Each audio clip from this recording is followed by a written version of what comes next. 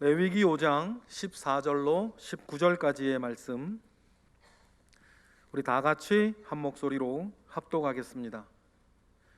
여호와께서 모세에게 말씀하여 이르시되 누구든지 여호와의 성물에 대하여 부지 중에 범죄하였으면 여호와께 속건제를 드리되 내가 지정한 가치를 따라 성소의 세겔로 몇 세겔 은에 상당한 흠 없는 수량을 양떼 중에서 끌어다가 속건제로 드려서 성물에 대한 잘못을 보상하되 그것의 5분의 1을 더하여 제사장에게 줄 것이요 제사장은 그 속건제의 수량으로 그를 위하여 속죄한즉 그가 사함을 받으리라. 만일 누구든지 여호와의 계명 중 하나를 부지 중에 범하여도 허물이라 벌을 당할 것이니 그는 내가 지정한 가치대로 양떼 중 흠 없는 수량을 속건제물로 제사장에게로 가져갈 것이요 제사장은 그가 부지 중에 범죄한 허물을 위하여 속죄한즉 그가 사함을 받으리라. 이는 속건제니 그가 여호와 앞에 참으로 잘못을 저질렀음이니라. 아멘. 자범죄에도 두 가지 종류가 있습니다. 첫째는 돌이킬 수 있는 죄, 둘째는 돌이킬 수 없는 죄입니다. 하나님은 돌이킬 수 없는 죄에 대해서는 속죄제를 드리라고 하셨습니다. 그리고 돌이킬 수 있는 죄에 대해서는 오늘 우리가 살펴볼 속건제를 드리라고 하셨습니다. 그리고 성경 여기저기에서 속건제를 드려서 너희의 죄와 허물을 돌이킬 때에 어떻게 해야 한다라고 하나님은 자세하게 일러주셨습니다. 여러분, 이것이 우리의 삶을 화평하게 해서 저와 여러분의 삶을 형통하게 하는 형통의 예배가 될 것입니다. 여러분, 바른 예배는 이 자리에서 우리가 드리고 있는 1시간 남짓의 이 의식, 예식에 그치지 않습니다. 바른 예배를 위해서는 그 이전의 우리의 삶에 담보되어야 되는 것이 있고, 또 하나님 앞에 바른 예배를 드린 사람은 그 이후의 삶에서도 바른 예배의 열매를 내는 것이죠. 이 앞뒤의 모든 것들이 어우러져서 매주 예배할 때에 우리는 온전한 예배자가 되고 온전한 예배를 드리는 사람이 됩니다. 그러니 여러분, 예배를 잘 드린다, 성공한 예배를 드린다, 예배의 승리자가 된다는 말은 1시간 남짓 이곳에서의 의식에 그치는 것이 아니라 우리의 삶을 화평하게 만들고 우리의 삶을 형통하게 만드는 꽃과 같은 것이에요. 그 대표적인 것이 오늘 우리가 살펴볼 속건제, 형통의 예배가 될 것입니다. 지금은 많이 양상이 달라졌지만 예전의 간증은 자기가 받은 축복만을 말할 때가 참 많았습니다. 그러다 보니 결국은 간증이 자기 자랑으로 그칠 때가 많았죠. 하나님의 이름을 빗대어 자기 자랑하는 관증도 문제지만 간혹 하나님으로부터 받은 은혜를 순수하게 말하는데도 듣는 사람들이 가끔 상처받을 때가 있었습니다. 왜냐하면 간증을 들으면서 박탈감을 느낄 때가 있었기 때문이죠. 세상적인 축복이 아니라 내가 하나님께로부터 받은 용서의 은혜를 나누는 것에서도 어떨 때는 다른 사람들이 상처를 받을 때가 있습니다. 여러분, 그렇다고 내가 하나님으로부터 받은 은혜를 썩히고 하나님께 영광을 돌리지 않는 것이 잘하는 것이 아닙니다. 그렇게 하면 자기는 점잖은 사람이 될 수 있을런지는 모르지만 하나님이 역사하신 것, 살아계신 하나님을 자랑하는 일은 여러분 그 기회를 놓쳐버리는 일 아니겠습니까? 여러분, 그렇다면 이와 같은 역설적인 상황에서 여러분, 우리는 어떻게 해야 합니까? 이때에 간증자에게 필요한 최소한의 영성이 있는데, 여러분, 그것이 속건제의 영성입니다. 잘 알려진 예를 제가 들어보겠습니다. 영화 밀양 이야기입니다. 이 영화는 33살에 교통사고로 남편을 잃은, 그리고 남편의 고향으로 이사온 여인의 이야기입니다. 밀양에서 피아노 학원을 차리며 평범하게 아들과 함께 사는 이 여인의 주변에 이상한 소문이 나기 시작해요. 서울에서 내려온 돈 많은 과부라고 하는 소문이 퍼지는 거죠. 결국 돈을 노리던 유괴범에 의해서 하나밖에 없는 아들이 살해를 당합니다. 이 모든 일의 고통에서 이겨내려 발버둥치던 이 여인이 이 고통에서 벗어나기 위해서 붙잡은 것이 신앙이었어요. 교회를 다니며 믿음으로 모든 것을 이겨내기 위해서 애를 씁니다. 그러다가 이 여인이요, 큰 은혜를 받아요. 그래서 큰 결심을 하죠. 자신의 아들을 죽인 그 남자를 내가 용서해야겠다. 은혜를 받고 그 결심을 합니다. 그리고는 그를 용서해 주기 위해서 살인범의 면회를 갑니다. 그런데 면회하는 그 자리에서 이 여인이 큰 충격을 받아요. 왜냐하면 그 살인범은 이미 교도소에서 예수님을 만나고 자신을 용서해 준 예수님의 간증을 하염없이 늘여놓는 거예요. 그래서 주인공이 이 영화에서 제일 유명한 대사를 다음과 같이 하죠. 그 사람은 이미 용서를 받았어요. 그런데 내가 어떻게 다시 그 사람을 용서하냐고요. 이 말은 용서해 줄 사람은 바로 자기 자신, 난데 다른 데서 용서를 받고 온 것에 대한 박탈감과 억울함을 토하는 말이었어요. 그리고 그 여인은 기독교 신앙을 그 자리에서 버립니다. 이 장면은 사람들에게 유명한 대목이 됐어요. 그리고는 평론가들은 이 영화에 대해서 다음과 같이 말을 했습니다. 사람들이 교회에 왜 다니는지, 사람들이 교회를 왜 다니지 않는지 가장 잘 보여주는 영화다. 은혜를 입은 사람과 은혜를 입지 못한 사람 사이에 있는 큰 괴리감을 말하는 거죠. 여러분, 무엇이 잘못되었을까요? 이 괴리감의 간격을 여러분 무엇으로 메워야 할까요? 여기에서 필요한 것이 여러분 속건제예요. 특히 그 살인범에게는 자신이 받은 은혜를 간증하기 전에 그는 먼저 온전한 속건제를 드렸어야 했어요. 속건제가 중요한 것은 내가 받은 이 은혜가 도리어 어떤 누군가에게 욕이 되어지지 않는 그런 영성이 이 속건제에는 있기 때문이에요. 나로 인해 하나님이 영광을 받고 내가 받은 은혜가 다른 사람에게도 기쁨과 감사가 되게 하는 형통의 영성이 이 속건제에 있기 때문이죠. 속건제의 영성이 구비되어 있는 사람에게는 하나님이 좋은 것을 마음껏 주실 수 있을 거예요. 왜냐하면 그에게 선한 것을 주고 그를 축복하면 그로 인해서 그 사람 주변의 모든 사람들이 함께 기뻐하니까.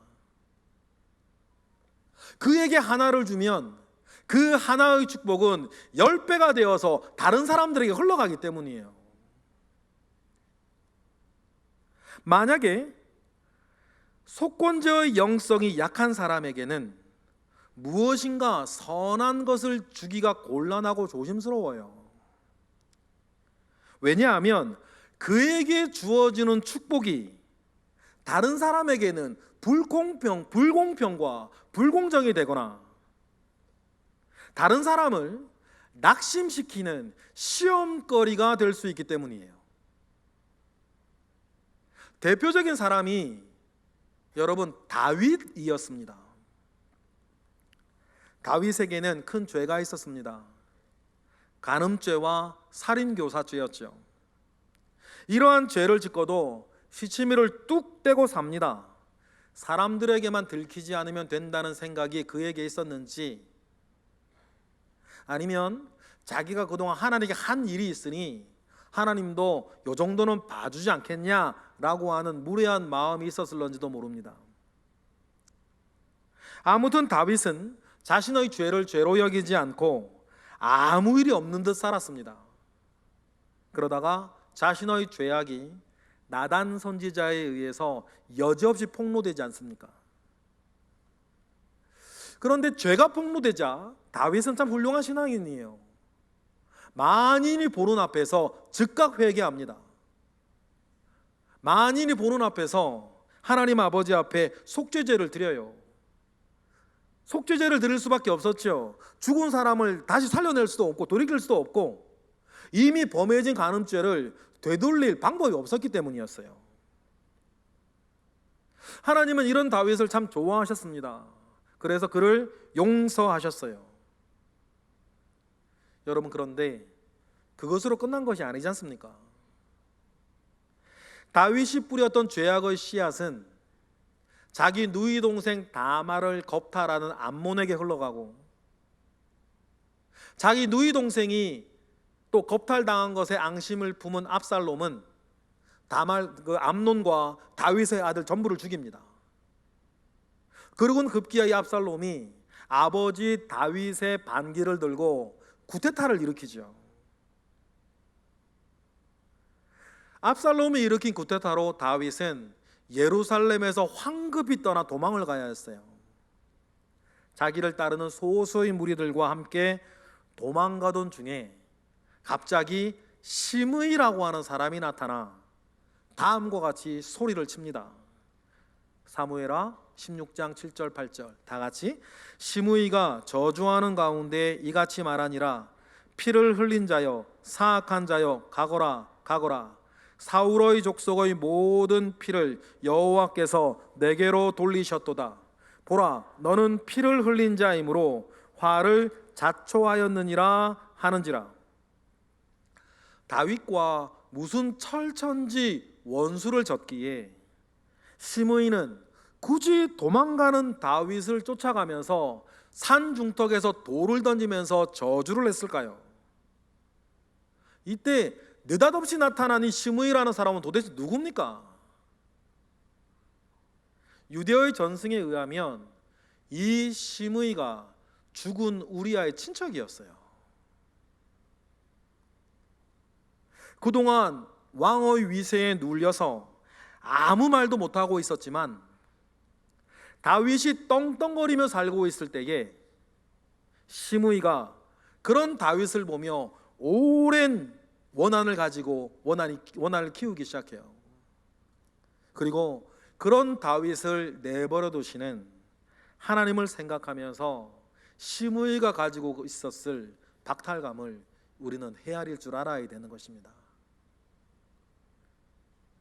그렇다면 다윗이 자신의 죄를 하나님 앞에서 속죄하고 난 후에 사실 다윗이 좀 더 해야 했던 일이 있었어요. 그것은 자기 때문에 피해를 보았던 사람들을 헤아리고 그들에게도 진정한 용서를 구하는 일이었어요. 그런데 다윗이 이 일을 하지는 않았죠. 다시 말해서 다윗은 하나님께 속죄는 하였으나 자기의 죄와 허물에 대한 속건은 제대로 하지 못했던 거예요. 그러는 동안 다윗이 누리는 축복이 누군가에게는 불공정이 되고 억울한 일이 되고 있었습니다. 시므이가 그런 사람이었어요. 이 사실을 알았던지 시므이가 돌을 던지며 저주하자 그때 다윗 왕을 보살피고 있던 아비새 장군이 시므이를 죽이려고 합니다. 이때 다윗은 아비새를 말리며 다음과 같이 말하죠. 큰 허물이 있었지만 다윗은 참 좋은 신앙인이었거든요. 그때 시므이를 살려주며 다윗이 뭐라 그럽니까? 우리 사무엘하 16장 11절 시작. 또 다윗이 아비새와 모든 신하들에게 이르되 내 몸에서 난 아들도 내 생명을 해하려 하거든 하물며 이 베냐민 사람이랴 여호와께서 그에게 명령하신 것이니 그가 저주하도록 버려두라. 다윗은 하나님 앞에 속죄는 하였으나 사람들을 향한 속건은 제대로 하지 못했다는 자신의 과오를 뒤늦게 깨달은지도 모릅니다. 그래서 자기에게 돌을 던지며 저주하는 시므이를 죽이질 않아요. 나중에 쿠데타가 정리가 되고 예루살렘에 돌아오서도 사죄하는 시므이를 다윗은 끝까지 살려주죠. 스므이가 가진 그 원한은 자기의 잘못 때문이라고 다윗은 여겼기 때문이에요. 허구의 인물이기는 하지만 영화 밀양으로 다시 돌아가 봅시다. 유괴살인범 박씨가 감옥에서 진정으로 예수님을 만나고 지난 과거에 대해서 회개하고 용서의 큰 은혜를 받았다고 칩시다. 그가 죽인 사내 아이를 되돌릴 수 있는 방법이 없다고, 어쩔 수 없다고 여러분 칩시다. 그래서 하나님 앞에 속죄의 제사를 드리고 용서의 은혜를 누렸습니다. 여러분, 그것으로 그러면 끝이 난 겁니까? 여러분, 누가 남습니까? 남편을 여의고 마지막 삶의 의지였던 아들마저 빼앗긴 그 여인이 남는 것 아닙니까? 그렇다면 지혜로운 그리스도인이었다면, 무엇인가를 아는 그리스도인이라면 여러분 어떻게 해야 되는 것입니까? 자신이 받은 용서의 은혜에 감사하고 다른 사람들에게 자랑하기 전에 먼저 죽은 아이의 어머니를 찾아가서 그녀에게 먼저 용서를 구하고 받아야 하는 것입니다. 그래서 속죄의 제사 뒤에는 반드시 속건의 제사가 따라와야 돼요. 그래서 자기 자신뿐만 아니라 자신의 죄에 희생된 사람들의 마음까지도 풀어주고 그들에게도 진정한 용서를 받아야 하는 것입니다. 이해를 빠뜨리고 자신이 받은 은혜만을 간증하고 있으면 여러분 상관없는 사람들이야 모르겠지만 자신의 죄와 허물에 대한 피해자들에게는 여러분 그것은 매우 무자비하고 불공정한 일이 되는 것입니다. 하나님이 주신 은혜를 도리어 욕되게 하는 것 아닙니까? 그러니 유괴범 박씨는 자신이 유괴하여 죽은 아이와 그 어머니를 가장 먼저 찾아가서 진정으로 참회하고 그들에게서부터 용서를 받아야 그 용서가 완전히 완성되는 것 아닙니까? 그런데 이거는 하지 않고 자기가 받은 용서만을 이야기하고 여러분 다닌다면 그것은 그 여인에게는 너무너무 무자비한 일이 되는 거예요. 그들을 짓누르고 있는 죄와 상처의 무게까지 풀어주어야죠. 모두에게 형통의 은혜를 전하는 속건 제사가 그에게는 반드시 있어야 했던 이유인 것입니다. 여러분, 여러 사람들이 싫다고 말하는 부류의 사람이 있어요. 누구냐면 뒤끝없다고 말하는 사람. 자기는 할 말, 할 행동 다 해놓고서는 자기는 뒤끝이 없다며 아무렇지도 않게 행동하는 사람이 있습니다. 다른 사람은 자신의 폭언이나 폭력이나 불성실한 태도로 상처와 아픔이 여전한데 정작 당사자인 자신은 뒤끝이 없다고 아무렇지도 않게 행동해요. 여러분, 이것은 뒤끝이 없는 게 아니라 무책임한 겁니다. 여러분, 자기가 괜찮다고, 자기는 괜찮다고 끝난 것이 아니지 않습니까? 그에게 필요한 것이 뭐예요? 속건제사예요. 돌이킬 수 있는 것을 돌이켜 자기 자신뿐만 아니라 다른 사람도 자기가 받은 은혜에 동참시켜야 되는 것 아니겠습니까? 이와 같이 속건제에는 다른 사람을 배려하는 깊은 영성이 있어요.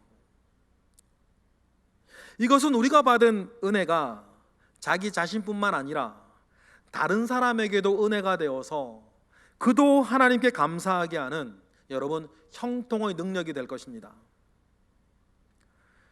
좀 전에 말씀드린 것처럼 속건제는 돌이킬 수 있는 죄에 대한 제사라고 말씀을 드렸어요. 돌이킬 수 있는 죄이기에 속건제는 제사상의 손해를 입힌 죄에 대해서 이야기할 때가 많이 있습니다. 하지만 여러분, 제사상의 피해를 입힌 것 외에도 사람의 마음에 상처를 주고 다른 다양한 형태로 우리는 사람들에게 피해를 줄 때가 있어요. 여러분, 우리는 그것까지도 헤아릴 줄 아는 영성과 성품이 저와 여러분에게 있기를 바랍니다. 성경에서 속건제를 가장 화끈하게 잘 드린 사람이 있어요. 누구냐면 삭개오예요. 삭개오는 세리였습니다. 세리로서 유능했는지 나중엔 세리장으로까지 출세한 사람이죠. 당시 세리는요, 정해진 월급이 없었어요. 로마에게 납부해야 할 납부를 정액으로 내고 남은 돈이 자기 수입이었죠. 그러니 세리들은 남은 것은 내고 남는 건 다 자기 수입이니까 길을 쓰고 세금을 많이 걷어들이기 위해서 현안이 되어 살았습니다. 이렇게 살던 삭개오가 예수님을 만나고 변화를 받고 새 사람이 되었어요. 큰 은혜를 입은 삭개오가 자리에 서서 다음과 같이 말을 합니다. 누가복음 19장 8절 다 같이 시작. 삭개오가 서서 주께 여짜오되 주여 보시옵소서, 내 소유의 절반을 가난한 자들에게 주겠사오며 만일 누구의 것을 속여 빼앗은 일이 있으면 네 갑절이나 갚겠나이다. 여기서 주목할 것은 다리니의 재물에 피해를 입혔다면 4배로 갚겠다고 하는 삭개오의 말이에요. 여러분, 이것은 자신의 잘못으로 피해를 입은, 재산상의 피해를 입은 사람이 있다면 자기가 갚겠다라고 하는 삭개오가 드리는 속건제거든요. 그런데 이때의 말은 성경에서 제시하는 속건제의 기준보다 훨씬 높은 것이었어요. 다른 4개의, 우리가 살펴보았던 다른 4개의 제사와 함께 속건제에도 속건제만의 독특한 규정이 있었습니다. 말씀드린 적이 있죠. 독특한 규정에는 그 예배를 통해서 하나님께서 이루고자 하시는 하나님의 뜻이 담겨 있어요. 속건제에도 독특한 규정이 있었습니다. 그것은 피해를 보상할 때에 5분의 1을 더해서 하라는 것이었어요. 레위기 5장 16절 우리 읽어보겠습니다. 시작. 성물에 대한 잘못을 보상하되 그것에 5분의 1을 더하여 제사장에게 줄 것이요 제사장은 그 속건제의 수량으로 그를 위하여 속죄한즉 그 죄가 사함을 받으리라. 성물에 대한 것이 이랬고 다른 사람에 대한 것도 마찬가지였어요. 레위기 6장 5절 시작. 그가 거짓 맹세한 모든 물건을 돌려보내되 곧 그 본래의 물건에 5분의 1을 더하여 돌려보낼 것이니 그 죄가 드러나는 날에 그 임자에게 줄 것이요. 여러분, 이렇게 해서 죄를 완전히 없애고 모두에게 형통한 은혜를 전하는 것이 속건제였어요. 그렇다면 삭개오가 드리겠다라고 하는 4배는 이 5분의 1을 훨씬 뛰어넘는 것이었습니다. 이것이 우리는 돈 버는 일이라면 체면이니 자존심이니 무시하고 닥치는 대로 살았던 삭개오가 완전히 새 사람이 되었다는 증거라는 것을 우리는 알게 됩니다. 이제 그에게는 돈보다 더 소중한 것이 생겼어요. 그래서 주님도 이런 삭개오의 이야기를 들으시고 삭개오를 마음껏 칭찬하고 축복했습니다. 주님이 뭐라 그러셨습니까? 누가복음 19장 9절 시작. 여호와께서 이르시되 예수께서 이르시되 우리 구원이 이 집에 이르렀으니 이 사람도 아브라함의 자손임이로다. 하나님께서 삭개오를 주님께서 삭개오를 이렇게 축복하실 때에 여러분 아시겠어요? 단 한 사람도 시험 들고 불공정하다고 억울한 일이라고 여러분 시험 드는 사람은 없었을 거예요. 이와 같이 자신의 죄를 돌이킬 수 있다면 확실하게 돌이켜서 자기 자신뿐만 아니라 다른 사람들도 은혜 안에 들어와 함께 기뻐할 수 있는 일을 저와 여러분들은 만들어 내셔야 할 줄로 믿습니다. 레위기는 속건제를 드려야 할 부분들에 대해서 좀 더 자세하게 우리에게 가르치고 있습니다. 돌이킬 수 있는 죄였기 때문에 좀 전에 말씀드린 것처럼 물질적인 것을 부각하여 말하고 있어요. 첫 번째는 하나님의 것에 대해서, 두 번째는 다른 사람의 것에 대해서 피해를 입혔을 때입니다. 하나님의 물건에 피해를 입혔든지 다른 사람의 재산에 피해를 입혔든지 여러분 돌이킬 수 있는 것은 돌이켜야 한다는, 죄를 즉시 깨닫는 순간 즉시 속건제를 통해서 돌이켜야 된다는 것을 하나님은 강조하셨어요. 속건제는 하나님께 제물을 바치는 것으로만은 안 됐습니다. 반드시 범죄한 물건에 대한 값어치에 5분의 1을 더해서, 하나님의 물건인 경우는 5분의 1을 더해서 제사장에게, 사람의 재산인 경우에는 역시 5분의 1을 더해서 피해 당사자 그 임자에게 보상을 해야 했어요. 모든 은혜는 하나님과 사람에게 동시에 의무를 다해야 마무리된다는 사실을 알려주셨죠.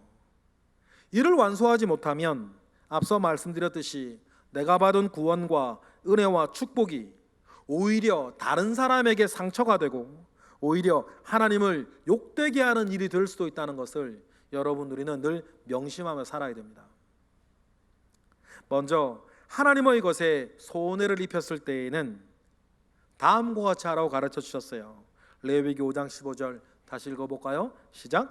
누구든지 여호와의 성물에 대하여 부지 중에 범죄하였으면 여호와께 속건제를 드리되 내가 지정한 가치를 따라 성소의 세겔로 몇 세겔 은에 상당한 흠이 없는 수량을 양떼 중에 끌어다가 속건제로 드리라.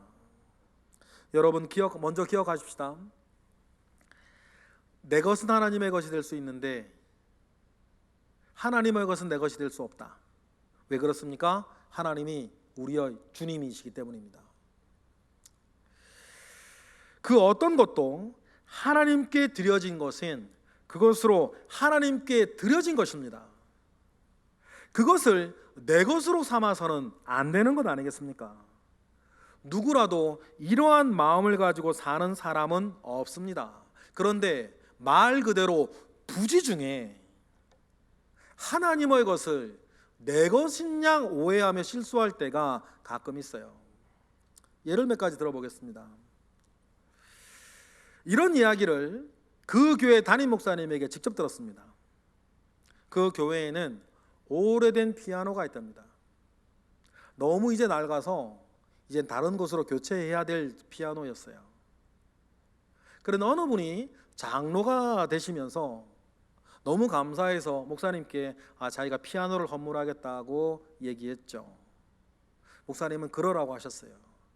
그런데 그 며칠 뒤 여러 성도들에게 전화가 오는 거예요. 목사님, 그러시면 안 됩니다.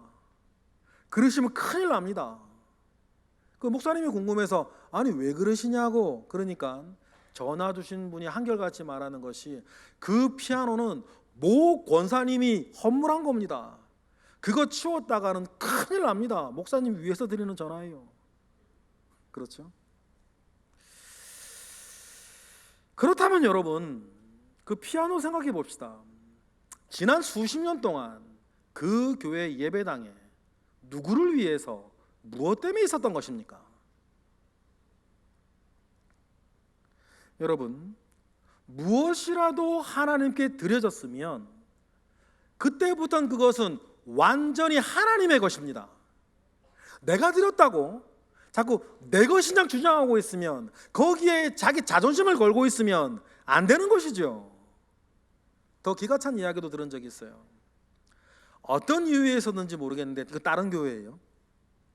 같은 교회에서는 두 번 생기면 안 되겠죠.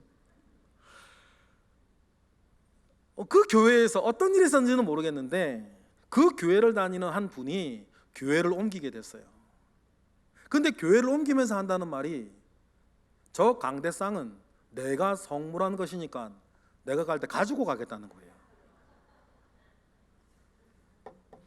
이거 말이야, 이건 내가 성물한 거니까 내가 교회 옮기니까 이거 가지고 가겠다는 거예요. 화가 나서 그랬는지 뭔지 이유는 모르겠어요. 여러분, 그럼 보십시다. 하나님께 성물한 겁니까? 임대해 준 거지. 그런데 그가 어떤 기분 나쁜 일이 있었고 상처를 받았고 어떤 일에서는 모르겠어요. 그러나 반드시 여러분 기억했으면 좋겠어요. 우리 주님이시니까 내 것은 하나님의 것이 될 수 있어도 그 어떤 것이라도 내가 헌금하고 내가 바쳤다 하더라도 하나님의 것이 내 것이 될 수는 없다. 더 흔한 예를 하나 들어볼까요? 여러분, 교회마다, 우리 교회도 있는지 모르겠어요. 제가 좀 이따 찾아볼 거예요. 교회마다 냉장고에 붙은 문구가 하나 있습니다. 주일학교 거니까 손대지 마세요. 우리 교회도 있습니까? 있어요? 이런. 주일학교 교사들이 그 문구를 왜 붙여야 했을까요? 없어졌으니까 자꾸. 그런데 저도 범인의 한 사람으로서 뭐가 좀 있거든요, 옛날에. 근데 지금은 안 해요. 속건제 깨달은 뒤로부터. 근데요, 우리가 편한 관계죠. 제가 냉장고에 주일학교 음료수 하나 꺼내 먹었다고 정대환 목사님이나 이영자님 제게 뭐라 그러지 않고 우리가 다 친하고 알고 편한 관계들이니까 그렇게 해 왔을 수도 있어요. 그런데 여러분, 우리가 엄격하게 생각해 봅시다. 사실 그거 내 거 아니거든요. 그거 하나님의 것 아닙니까? 만약에 저처럼 그 음료수 꺼내 먹은 분 계시면 1.5배를 더해서 헌금 다시 하세요. 여러분, 피아노나 강대상 같은 큰 것은 안 되고 주일학교 간식인 100원짜리 음료수는 된다? 이것은 하나님의 말씀에 대해서 우리가 경중을 스스로 논하는 굉장히 잘못된 생각이에요.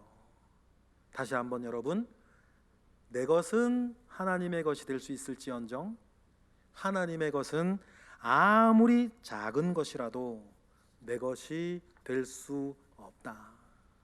만약에 부지 중에라도 이것이 잘못된 일이라는 것을 우리가 깨달았다면 여러분, 그분에게는 뭐가 필요합니까? 되돌리는 속건제가 필요한 거예요. 하나님의 것뿐만 아니라 타인의 것에 대해도 마찬가지입니다. 레위기 6장 2절 4절 볼까요? 다 같이 시작. 누구든지 여호와께 신실하지 못하여 범죄하되 곧 이웃이 맡긴 물건이나 전당물을 속이거나 도둑질하거나 착취하고도 사실을 부인하거나 남의 잃은 물건을 줍고도 사실을 부인하여 거짓 맹세하는 등 사람이 이 모든 일 중에 하나라도 범죄하면 이는 죄를 범하였고 죄가 있는 것이니 뭐를 드리라고 나와요? 속건제를 드리라고 나와요. 하나님의 성물뿐 아니라 여러분, 다른 사람에게 입힌 피해도 마찬가지입니다.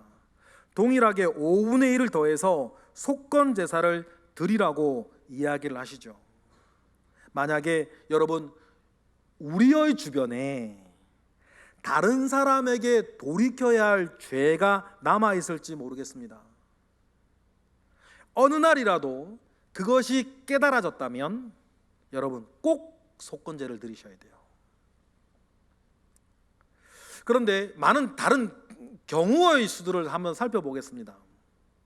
속건제를 드리며 보상을 하고 싶은데 지금 자신의 경제적 상황이 그것을 보상할 능력이 안 될 때가 있어요.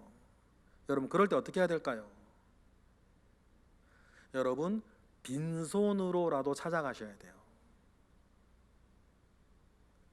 빈손으로 찾아가서 당하는 수모가 있을런지 모르겠습니다. 그러나 하나님의 말씀을 이루어내기 위한 믿음의 고백을 빈손으로 찾아갔기에 당하는 수모라도 겪겠다라고 하는 마음으로 가시는 분이 계시면 하나님은 그를 책임지실 거예요. 그리고 그와 그 사람에게 시간의 문제일 뿐 여러분, 결국 형통하게 하실 것입니다. 그 대표적인 사람이 누구예요? 오네시모였어요. 주인의 집에서 돈을 훔쳐가지고 도망 나온 노예 아니었습니까? 잡혀서 감옥에 갇혔는데 바울이 그러죠. 오네시모를 빌레몬에게 보내요. 주인에게. 그 다음에 어떤 일이 있었는지 성경에는 없습니다. 그러나 교회의 역사가 우리에게 말해주는 것이 있어요.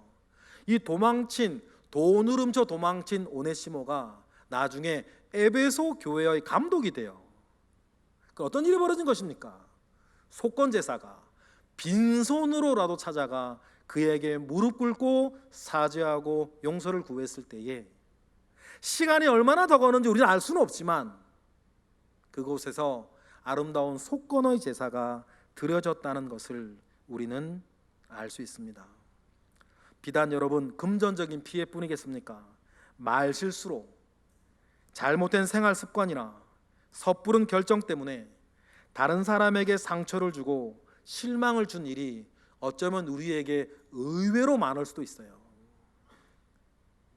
만약에 나에게 피해를 보고 상처를 가진 사람은 여전히 괴로워하고 있는데 정작 자신은 그 사실을 알지도 못한다든지 아니면 자기만 하나님께 회개한 것으로 그친다면 여러분, 그것은 자기도 모르는 사이에 또 다른 죄를 지금 양산하고 있을지도 모른다는 사실을 여러분 기억하셔야 돼요. 그래서 사람에게도 하나님은 속건제를 드려야 한다고 이 얘기를 하시는 것입니다. 끝으로 이런 경우도 있죠. 보상하고 싶어도 보상받을 사람이 없을 때가 있죠. 여러분, 성경 민수기 5장에 보면 그런 때는 이렇게 하라고 그럽니다. 그 사람이 없으면 그 사람의 가족에게, 그 사람의 가족도 없으면 그 사람의 친족들에게, 그 사람의 친족들에게도 친족들도 없으면 제사장을 통해 하나님께라도 드려라. 그러면 여러분, 사람을 향해서 드리는 속건제를 하나님이 얼마나 중요하게 생각하시는지 아시겠죠?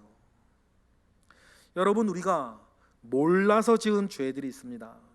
그때는 지식이 짧아서, 아니면 믿음이 작아서 범한 죄들이 있어요.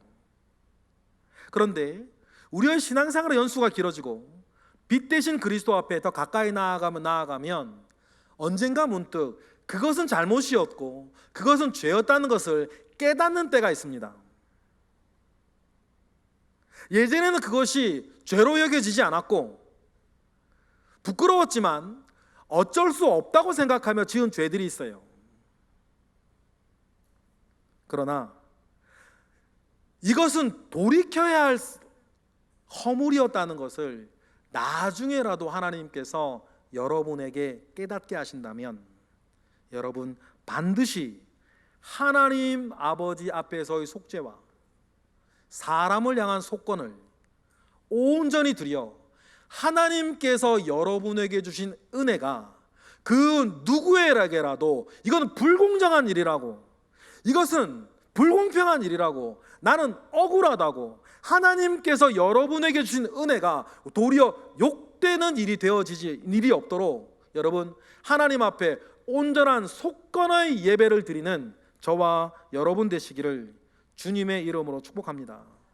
그래, 속건제는 나를 죄에서 자유하게 하는 은혜와 내가 받은 은혜에 다른 사람도 기쁨과 감사로 동참하게 만드는 형통의 예배가, 영성이 들어있는 너무나 귀한 것이죠.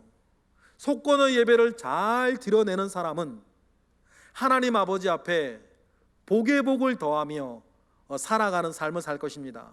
그리고 잘 되어지는 그를 보면서 여러분 주변에 있는 모든 사람들이 기뻐할 것입니다.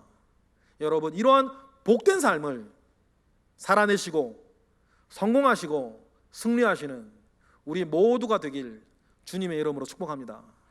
기도하겠습니다. 할렐루야. 하나님, 감사와 영광을 올려드립니다. 오늘 말씀을 통해서 우리에게 주신 권면과 교훈과 책망과 바르게 함과 의로 교육함을 우리가 믿음으로 받으니 우리의 삶에 이 믿음의 열매가 온전히 맺혀지게 하옵소서. 예수 그리스도의 이름으로 기도드렸나이다. 아멘.